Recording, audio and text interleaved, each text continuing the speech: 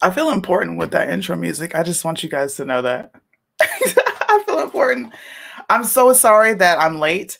I actually got stuck in traffic taking my kid to school and I had to get that whole thing sorted out. So I'm sorry. I'm 30 minutes late, but we're going to have a good show. I have an awesome guest. I'm going to let people hop in here. Yo, there's my other homie. I love you, Casey. Casey's awesome, by the way.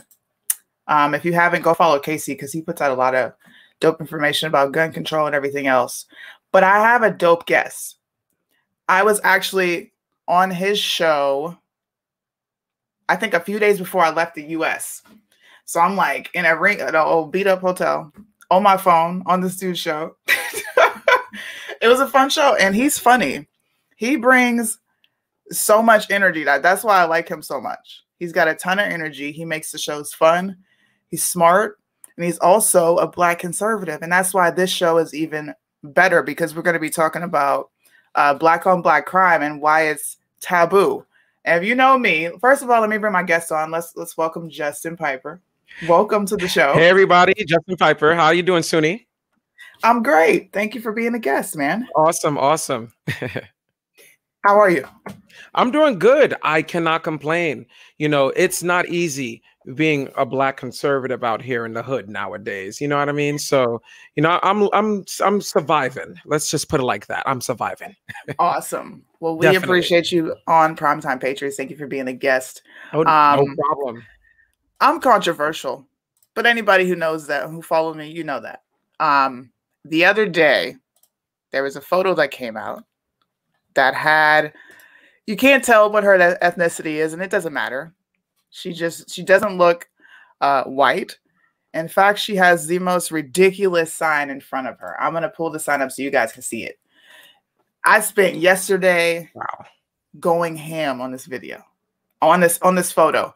I did a video about it the other day. If you want to see that one, I did it with Russo, Casey, and we had a fun time just tearing it apart. But she has a sign up that says, "Stop making excuses for white violence." I'm a fact nerd. You're not going to say anything like that without me going to fact check you. Stop making excuses for white violence. I mean, yes. And look, think about it. Like, have you noticed? Like, there's literally been no rise in white violence. In fact, it's been more of a rise of like other ethnic group violence. But yet, the media again highlights and only highlights when it comes to like white people committing violence. It's crazy. You know? It's ridiculous. And the thing is, and this is a sign that is so indoctrinating, by the way, that literally people will really take this sign and share it like thousands of times and only use this as a way to like subdue the real problems that are affecting us in our communities. Facts. Now, violence on either side is wrong. Okay, because there are going to be people, well, white people do it too. Well, why are you just talking about Black people? I'm going to get to why. The reason why I go so hard at Black violence, and I'm going to pull up the photo that Kaylee made. Shout out to Kaylee because she makes all of our graphics. And she made this fire-ass graphic that I got to put up. The reason why I think it's hypocritical for the Black community and for liberals and everybody alike to say stop white violence. Bro, we make up 55.9% of the homicides that occur in America. Okay, this is specifically the Black community. But remember this: the only reason why we don't know these facts is because, for one, mainstream media is not going to talk about it, and fair two, enough.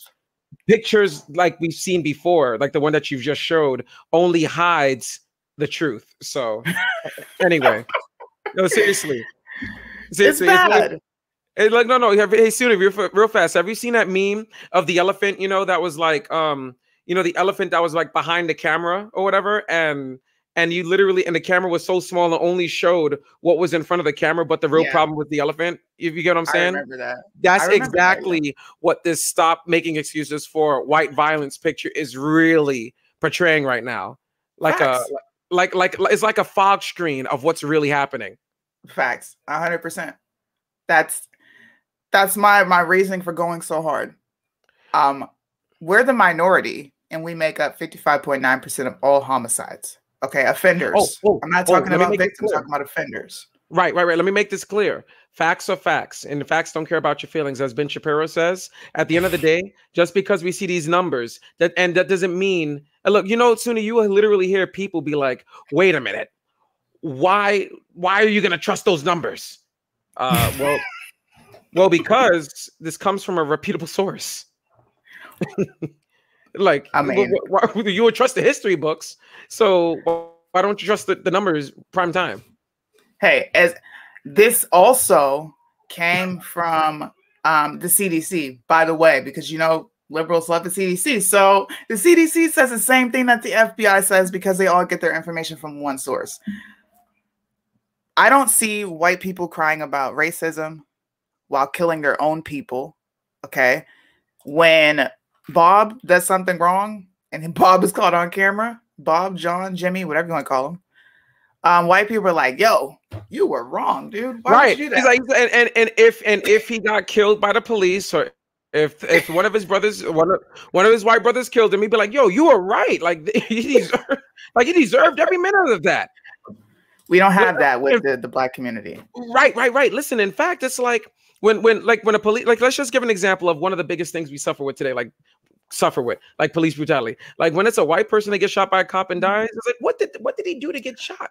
Even Hispanics. But when it comes to black people, oh, it doesn't matter. She could have had the gun and shot. He still didn't have to shoot her. Like that. What kind of logic do we have in the black community when it comes to, killing, like officers killing black people?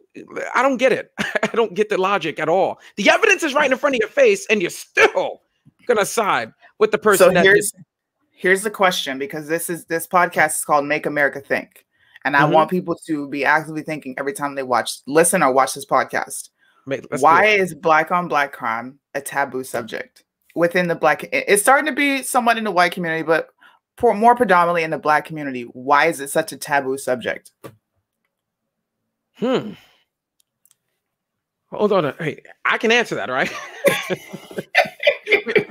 Wait, because you got me thinking. See, that is why I love doing this. That's why I like asking these questions. I saw the light bulb go off. You're like, dang, why is it taboo? Wait, why is this such a taboo? Well, for starters, let's just talk about, again, what our mainstream media does, like the kind of control that our news networks have over the people.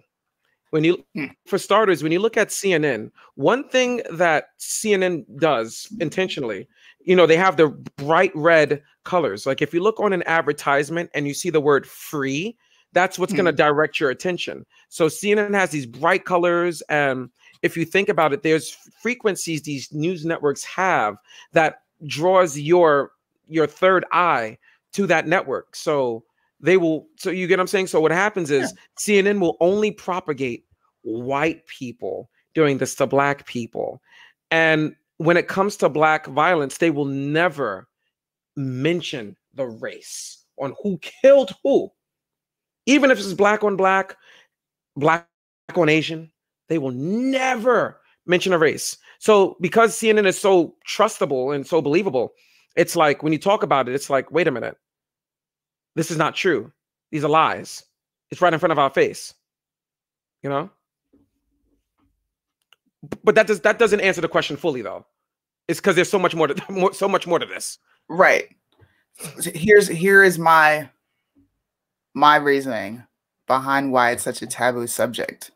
A lot of people that I went to school with, a lot of people that I just grew up with, they're either dead or in jail, and that's a common thing. Especially in the black community. We can't talk about the murders that we commit against ourselves because it would completely take away from the racism that we say we're facing. We say we're facing racism from cops, and cops are targeting black men, and it's open season on black men. But if you look in Chicago, you look at Philly, you look at Memphis, you go to parts of Pennsylvania, you go to Charlotte, North Carolina. Look, come to Brooklyn, New York. Come to Hartford, Connecticut. Look, Hartford, Connecticut. I live in Connecticut, and Hartford, Connecticut is labeled the 4th most dangerous town to live in the city. It goes against the narrative. Number one, it goes against the victimhood mentality. Once you start saying, look, we got to stop killing each other, you're no longer a victim. We are perpetual victims. Like, since the beginning of my existence on this planet, that is all I've seen the Black community do. Not all of it, okay? I'm gonna quote Jesse Lee Peterson. Not all, but most. Right. I'm not saying all. So it's taboo because it forces people to be able to, it forces people to have to 100% take accountability for their shit. And Black folks aren't ready for that. The racism excuse is the best thing you have for anything that fails. If you lost a job, it was because I'm Black. Right, but it's all, but you know what it is, right? Right. Right. Look, you didn't lose the job because you're a Black. You lost the job because you came to work high, smelling like crabgrass. You know, so with everything being said, you didn't lose the job because you were Black. You did something wrong. Right. You know? I'm looking at some of these comments, and those I'm Black looking at cops Anthony's Chink. Yep, and those Black cops are called coons or sellouts, but they're called coons or sellouts because they have a family to take care of, and they're doing the job that, you know, they're doing their best to uphold the Constitution in their local cities. So they're coons for upholding the Constitution. The thing that protects you. So even let's go even deeper, right? Well, that was surface. Let's go even deeper. Let's do it. It's taboo when the Black conservatives talk about it because we are labeled the sellouts. And the sellouts are the ones that don't actually care about the Black community, but we seem to be the ones that are talking about the issues that are actually hurting us. Fatherlessness, the lack of education, the lack of morals, okay? Abortion, HIV. There's a number of things that I can put in the top 3 lists of things affecting the Black community, and white supremacy, racism wouldn't even be in my top 20. Look, in fact, it's not even in the top 50 because the thing is, many Black people, you know, like a lot of people in the Black community love to bring up this word proximity, where you have Black people living in the same neighborhood as other Blacks. So the first and foremost, where the hell are you going to see a group of like white people attacking Black people in a neighborhood that's predominantly Hispanic and Black? Let me give you an example, Suni. In Hartford, Connecticut, 44.9% of the community is Hispanic, and 34.7% is literally Black or African American. At the end of the day, all you see is Hispanics and Blacks. So where is white supremacy affecting a neighborhood where it's predominantly Black and brown? I don't have the answers to that. I'm still looking. I'm really trying to ask this one question. At the end of the day, you know, if you really think that white supremacy is the problem here, look at the people that you're electing. Look at the people that come to your home and promise you free stuff. You know, like, I'm going to do this for you for free. And that's, again, a fog screen of what they're really trying to do. They give you this free, they give you that free. And after 4 years, your town is left in shambles because you didn't take responsibility for your own actions. Facts. Because you couldn't take responsibility for your own actions, your town is left in shambles. Trash all over the place. Literally. Like you closing, you know how, but look, you know how some of the neighborhoods, you got them doors that be closing by themselves quietly. But in that Black neighborhoods, because most of us, you'd rather live in the projects and shit. So I'm sorry. The door will just slam behind you. You know what I mean? Because we were so brainwashed and so indoctrinated to believe that we can't do anything for ourselves. So we need the government to depend on. And when while we're depending on the government, you know, the ceilings fall, you know, creating cracks and stuff because we're not putting any kind of money to take. The maintenance guy will get it. You know what I mean? Accountability is lacking. It's lacking, and it's terrible. It's slacking in the community, which is probably the biggest reason why crime just keeps on going up. Yes. Up. I remember when I was a kid and we would be playing and people would come out there acting stupid, you know. Right. My dad and my uncles would be like, yo, take that somewhere else. Don't bring that over here with these kids. Right. Don't do that. You know, you have people that held you accountable back then. And this was just the 90s. I'm not like 50, 60 years old. This is the 90s. Oh, right. Right. In the night. But listen. You know, nowadays, you know, our parents still discipline us. Well, maybe not my mom. She's not hitting me. I'm 24 years old. But our parents, you know, have like 5, 6-year-old kids. They hit them. And then they say, you know what I mean? Like the parents that do hold their children accountable. in a black community, but you have Mm-hmm. so many other black parents that are scared to discipline their children the way they want to because they're afraid that their child is going to call the cops. You get what I'm saying? Let me give you Yeah. one quick example. Let me tell you something real quick, because this really whipped me into shape. My aunt, I love that lady to pieces, but she would not stop hitting you, and she would never finish her sentences. So Suni, she hits you. She all you hear is didn't I tell you not to go? Didn't I tell you not to? Didn't I tell you not to? Didn't I tell you not to? It's like, I swear that's the accountability that I had to go through in order to really understand that what I did was wrong, and that's why I am where I am today. Taking Facts. responsibility for my actions because of the beatings, because of the strict attacks that I received from my aunt. Literally, one more. Wait.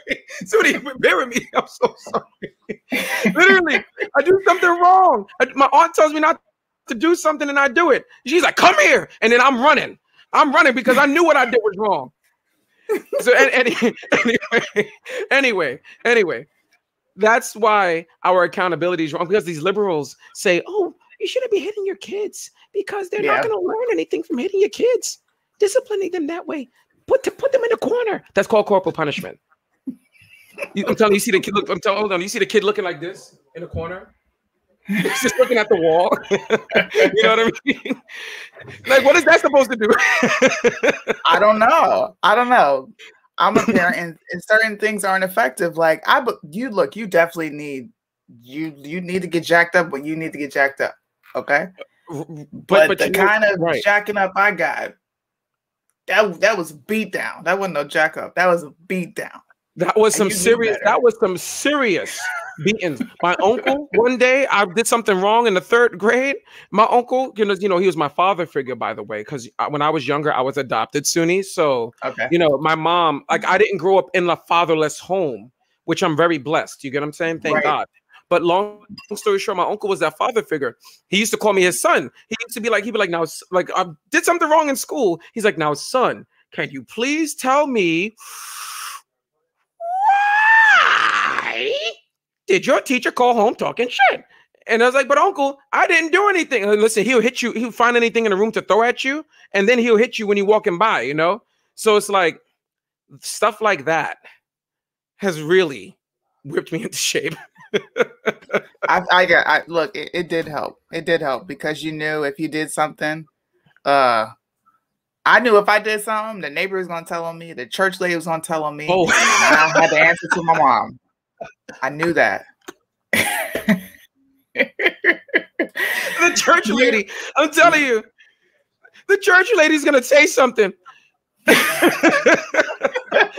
I'm telling you, he'd be like, look, he'd be like, what's it called? Imagine if church ladies were still today, and you know, and you took your children to church, and they'd be like, Sister Suni, bless your heart, Sister Suni, but your badass kids are wilding out in the pastor study. And next thing you know, wait, so do you still like discipline your children the way we were disciplined, or did you submit to liberalism discipline?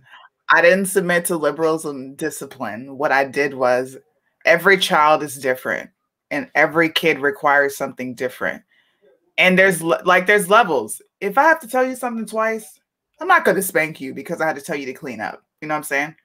If I have repeated myself over a span of time and you just are not getting it, the next step is I'm going to smack your butt. I don't use objects. I don't use a belt. Smack a butt. And they're good, but my kids are more, it hurts them more to disappoint me. Oh. So I don't need to spank them because there's that love there. And my husband taught me that. We discipline with love. I'm not going to go whoop your butt and then leave you in a room by yourself. That's what I used to get. Don't ask why. You don't know why. You just know you did something wrong and you got your ass whooped. If they did something, I'm going to explain, look, this is why you got a spanking. This is why you're getting a punishment. And I want you to understand why, period.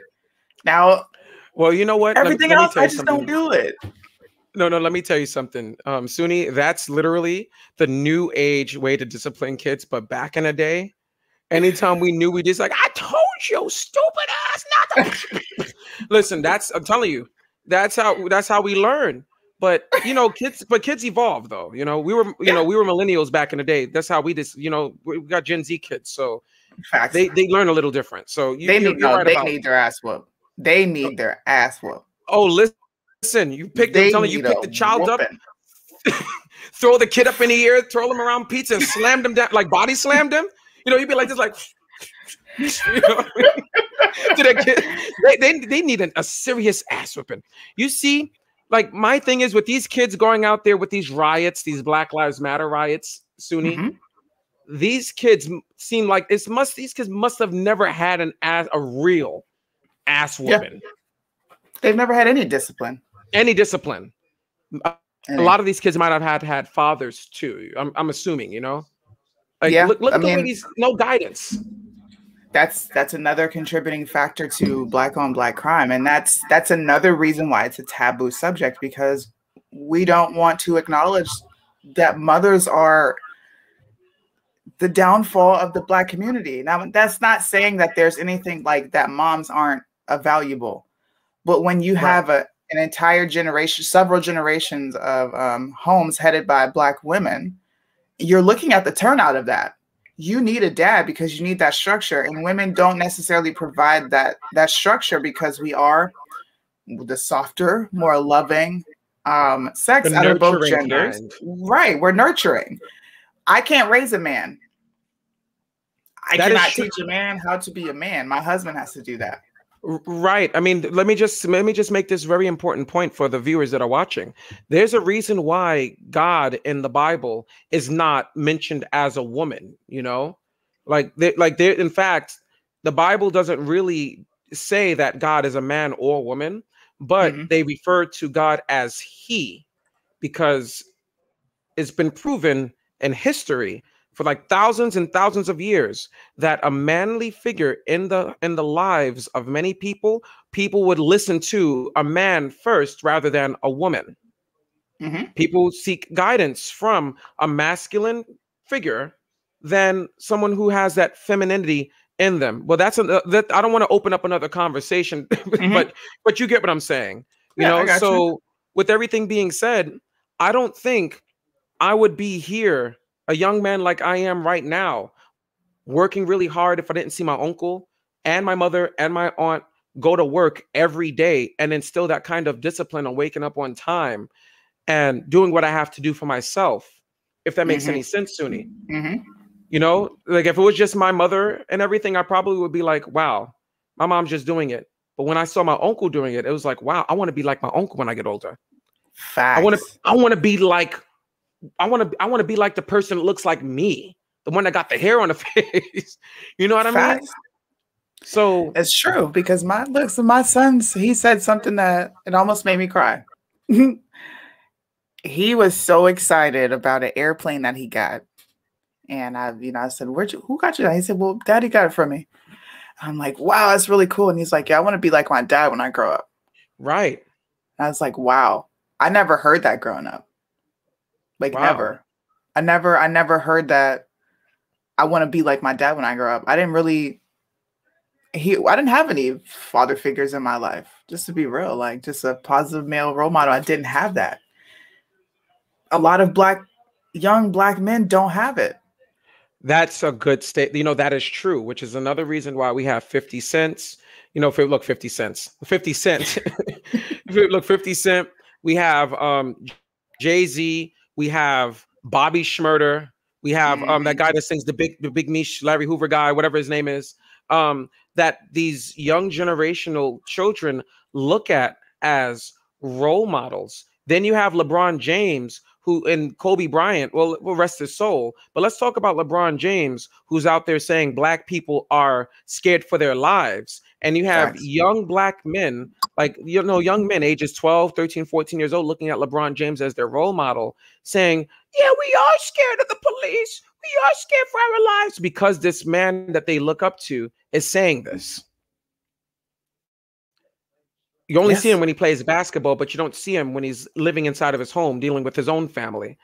You get what I'm saying? So when he's speaking in a public light for basketball, that's all you see.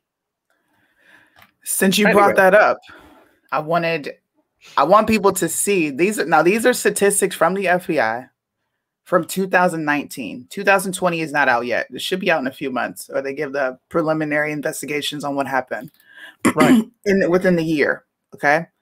If you go ahead on over here to the black column, African Americans, these are all homicides. Under 18, 467. Now, this is countrywide.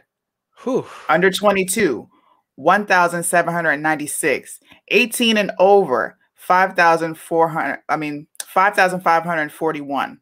Wow.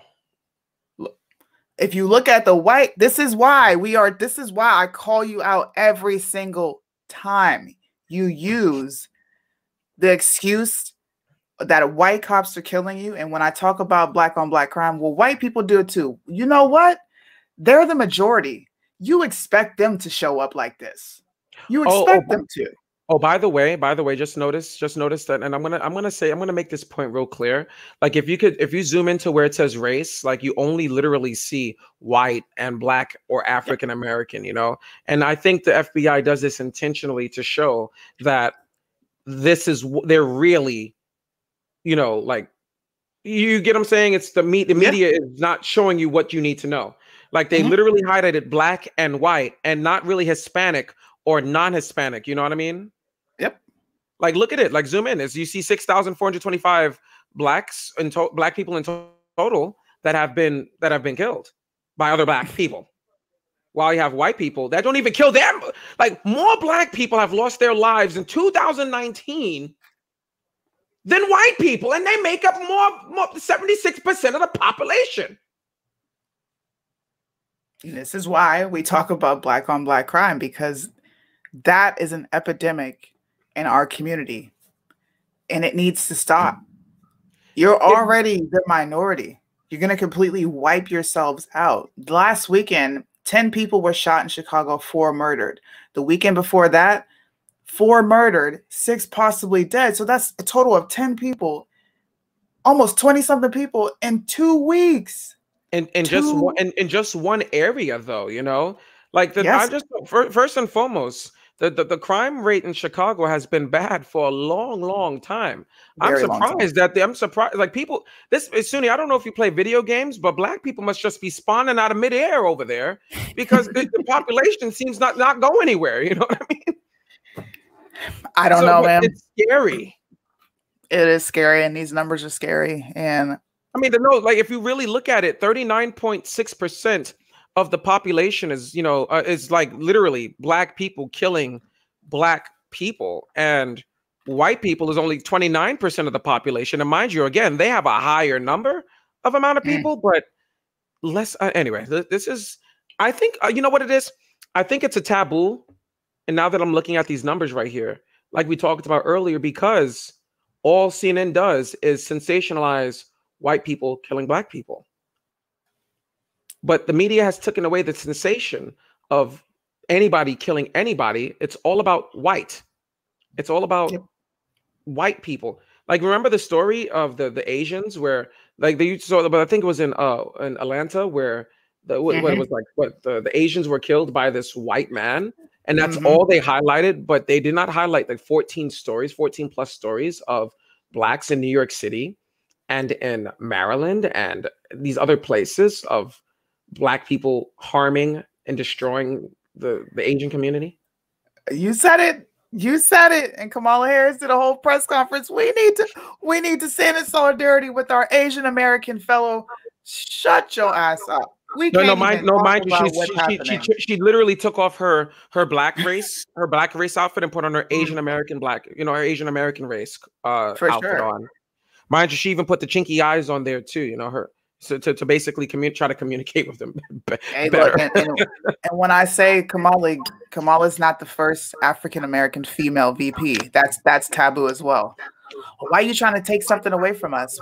We're not. We're trying to show you that, like, dude, she's not black. And now she's taking a piece of history, actually stealing a piece of history away from the first actual, if we ever have one, African American VP. She didn't even get there on her own merit. But mind you, she was the first. Listen, she was the first like American Indian prosecutor. Mind you, she wanted to protect her image when she literally withheld information to keep those 2 black boys from death row. But now she's the first African American vice president. I wonder what's going to happen when she takes a step out of politics after 4 years, because we're not voting them in. anymore.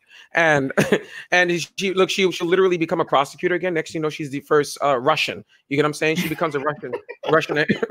It's like she changes her race just to fit the solution. That's what identity politics is huge. I don't like identity politics. I hate saying a black conservative, but you know what? That's what people identify with so much now that you just say it. And it's like, it's kind of natural now. I'm a black conservative. No, I'm just an American. I'm a conservative thinker. But, you know, and I do apologize to your viewers that I didn't introduce myself as a black conservative. But but this is the thing that we have. This is the problem that we have, Suni. And I'm going to make this known. Leftists, and I don't want to say Democrats, not all, but leftists is the one that came up with these race terms: white, African American, Hispanic. Mind you, it was only in the 1980s where all black people, despite where you come from, Jamaica, Russia, where everybody became African American. Yep. I'm not from Africa. I'm an Jesse American. Jackson. Oh yeah, Jesse Jackson, right? But let me just say this real quick. It's because of these identity politics where even on a job application, they're asking you, what is your race? And they say, oh, it's voluntary. No, it's not voluntary because you're trying to get statistics. At the end of the day, it's like, why do you have to ask what my race is? So what I started doing, Suni, listen to this. What I started doing, when they say other, I just write American, you know, every time I apply. Nice. Even on my apartment complex application today, I wrote American, other, American. I like that. I'm going to start doing that. Seriously, they can't. The thing is, they can't deny you a job or a thing because your race is American. You identify as an American, not as a black, but as an American. Listen, I'm not from Africa. All right. Nope, I'm not from Africa either. And I'm not an African American. I'm just an American American. I don't like that term. Oh, it's so annoying when people say African American. I'm like, do I look African to you?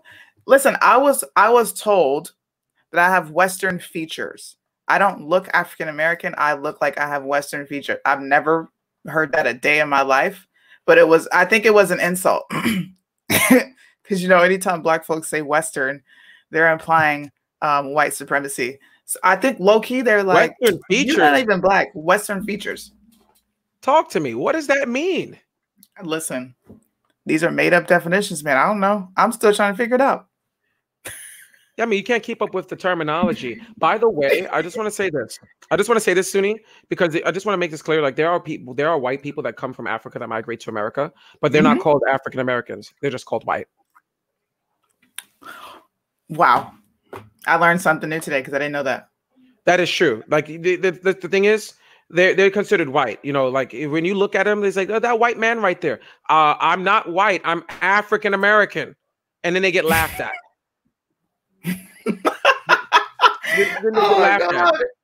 He's like, no, he's like, you're not African American, you're white. No, I'm African American. See, I come from the country of Nigeria and I migrated here.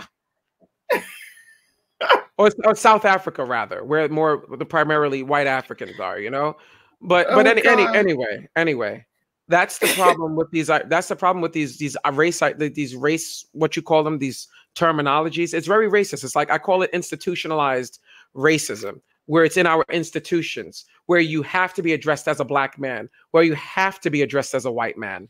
And because of this, people take onto that. And that's the reason why there's so much depression in the black community. No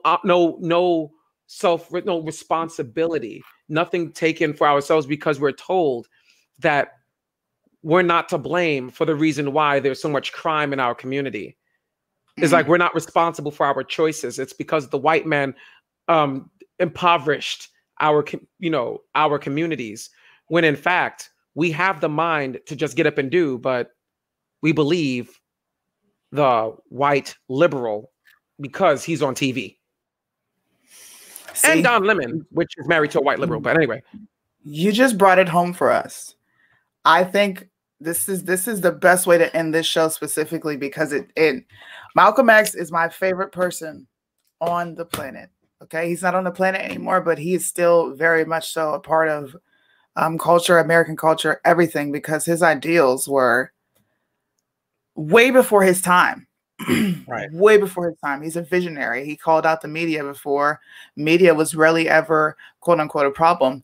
And he also did a speech called The Ballad of the Bullet. And I pulled a specific part from this speech because I want Black folks to wake up. Okay. Right and left, they're both screwing us at the moment. Okay. But the Republican Party has been the party to help the Black community. Like, it's just facts. The Liberal Party has been the party to cause so much devastation and tragedy. Look at history. You look at the New Deal, you look at the welfare state, you look at everything. The state is involved and the fathers are out of the home. That didn't come Like, from you got Black conservative legislation. Right. You got Black women targeting, the Black community, marrying the government. I mean, yes, you have white people doing the same thing, but it was made to target the Black community, where Black Facts. women would marry, would leave their husbands to get all this money from the government at the time. And it's still happening to this very day. But we don't fix that. It's not really affecting us. I mean, if we talk about this, then it's like we're sellouts. But we're talking about the things that really hurt us, and it is the welfare state. It is the fact that our women are rather be with the money, and claim that they can't do anything for themselves because they have back problems, or because their finger twitches like this one every time they, instead of you know what I mean. Instead of going out there to get a job, my ex-girlfriend is like that. She just had herself a child, and from one person, and now from another person, she has another child, and she's getting all this money from the government. And I asked her, why didn't you get a job? She claims because it's her mild cerebral palsy. When you got people that are paraplegics that lost their legs, right, going to work every day. They got the little, you know what I mean? They got the little paratransit bus picking them up to go to work. And they're Black, but you don't see them saying that they can't do. Thanks, man. Anyway, my fault. No, you're good. It's good that we're having this conversation, because a lot of people don't get to see us as Black conservatives talk about this in this light. They don't. You're right. They don't see us as conservatives talk about the real issues that's affecting us. They see narratives being painted and all this other garbage. But thank you so much for coming on. I'm gonna have you back because I want to go further into detail. Yep. I mean, before I do leave, Suni, I do want to say this, that we as a community, you get what I'm saying? Whether you're Black, whether you're white, it doesn't matter your race. It doesn't matter. We as people, we need to be able to take responsibility for our actions. The Libertarian Party is the party for no government whatsoever. And like, for instance, if a woman decides to open her legs and bust it wide open, get her yams busted, at the end of the day, she made that choice. And now she wants to go for an abortion and have the government pay for it because it's too expensive. Now the Libertarian Party believes that she has to pay for that out of pocket. Facts. To a certain extent, like, if you don't want to have the baby because you have morning sickness, that's your problem. You put up the $2,000-$3,000 for that, Anyway, it's about responsibility. And I really think that if the Libertarian Party and the Republican Party works hand in hand, they'll be able to reach the Black community more, and just communities in general, and show that we don't need the government for survival. That if we continue to depend on the government, allow the government to enter our lives, and them take away our responsibility, we're not going to get anywhere. We're not. We're going to be living their problems because they're trying to fix their problems by taking advantage of what the government has to offer. It's wrong. And it's time that we take responsibility today, or we're going to continue to be puppets and pawns. Facts.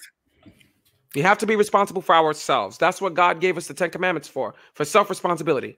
I'm finished. Absolutely. No, that's a good way to end the show. And thank you for ending the show. You guys can find Justin on Facebook. What is your Facebook name so they can go follow you? Oh, my Facebook name is Justin Stephen Piper. I have a new Facebook page called Piper4CT, Piper the number 4 CT, that I'm basically building my brand out here for Connecticut as an activist for the state. So follow me on there. Lit, man. Thanks for coming on. I'm going to end the show in a different way. I want everybody to listen to this, Take it in because it's important. It doesn't matter if you're black, white, doesn't matter. Malcolm X told people to take responsibility for their own communities. And you vote in the party that's going to help you. I know a lot of people feel like their vote absolutely doesn't matter. And that is where the left wants you to be. It's a communist agenda. They want everybody to be broken and weak and not fight back. But your vote still matters. More importantly, your vote matters at a state and local level because those are the laws that affect you more than what's happening at the federal level. It just does. So if you want to see change in your communities, if you want to see change in your country, you've got to get out and practice your right as an American. Go vote. How many people fought and died for us to even have the ability to vote? Right. I mean, one thing I will tell you, Suni, I'm going to open up about this real quick. We know we got a few more minutes left. I'll say that I am running for local politics soon. You know, that's a plan, you know, to run for local politics in my town. And when I declare it, I'll make it clear, you know, I'll make it open. And my message is self-responsibility. We got to start with us. If you want to see change, you have to vote for what you want to see different. You can't vote for what they promise they're going to give you. You got to vote for what you want. You got to be the change you want to see. You get what I'm saying? Facts. Thank you for joining us. And thank you all for watching. I hope you all have a great evening. We'll see you tomorrow. We got some shows with Russo. We got another PTP show. We're going to have a good day. So tune in tomorrow for some more content. And thank you for being on, Justin. I appreciate it. No problem. You're the best. In Washington, D.C., in the House of Representatives, there are 257 who are Democrats. Only 177 are Republicans. In the Senate, there are 67 Democrats. Only 33 are Republicans. The party that you backed controls 2/3 of the House of Representatives and the Senate, and still they can't keep their promise to you because you're a chump.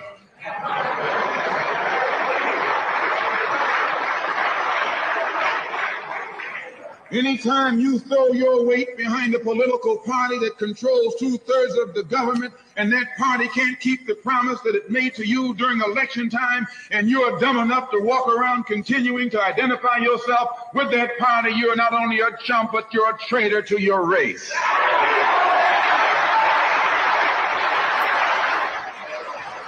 And when he says race, we're talking about the American race.